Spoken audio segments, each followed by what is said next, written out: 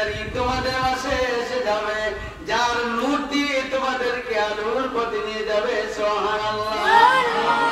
যেই নবীর কথা আদম আলাইহিস সালাম বলেছে, যেই নবীর কথা নূহ নবী বলেছে, যেই নবীর কথা ইব্রাহিম আলাইহিস সালাম বলেছে, আমরা তো জানতাম আল্লাহ দুনিয়াতে হযরত ইব্রাহিম আলাইহিস সালাম আল্লাহর ঘর বাইতুল্লাহকে যখন উনি সুন্দর করে তৈরি করেছেন, ওনার হাতে সুন্দর করে আবার যখন পুনর্নির্মাণ করেছেন, মানুষেরা আল্লাহর ঘরকে তাওয়াফ করত।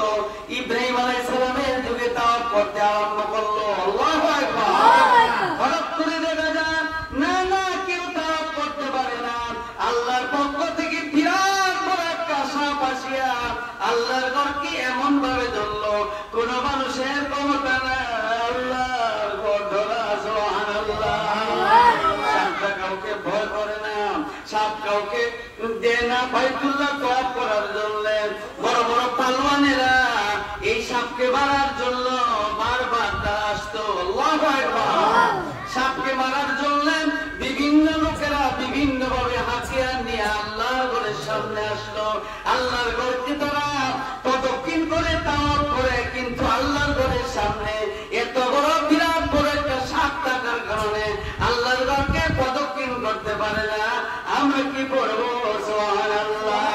আল্লাহর নবী হযরত ইব্রাহিম আলাইহিস সালাম এই যুগের শ্রেষ্ঠ মহামানব, যিনি ওই যুগের ইব্রাহিম খলিল আল্লাহ কোরআনে বর্ণনা করে দিয়েছেন, মিল্লাতা আবিকুম ইব্রাহিম ওয়া সাম্মাকুমুল মুসলিমিন। আলহামদুলিল্লাহ। আল্লাহ তো কোরআন পাকে ঘোষণা দিয়েছে, হে দুনিয়ার মানুষেরা, ইব্রাহিমকে আমি এত একজন বড় নবী তৈরি করেছি, যিনি হবে তোমাদের জন্য মিল্লাত, যিনি হবে তোমাদের জন্য পিতা। এই ইব্রাহিম আলাইহিস সালামের আমলে এত বড় সাক্ষ্য আল্লাহর ঘরের চতুর্দিকে কাউকে দেয় না আসার জন্য। আল্লাহর ঘর তো রহমতের ঘর। আমাদের কোরআনে আল্লাহ বলেছেন, আওয়ালা বাইতিন বুনিয়া লিন-নাসি বিবাক্কাতা মুবারাকাতান। সুবহানাল্লাহ। আল্লাহ কোরআনে বলেছে, আল্লাহ ঘোষণা দিয়েছে, আওয়ালা বাইতিন, আমার ঘরটা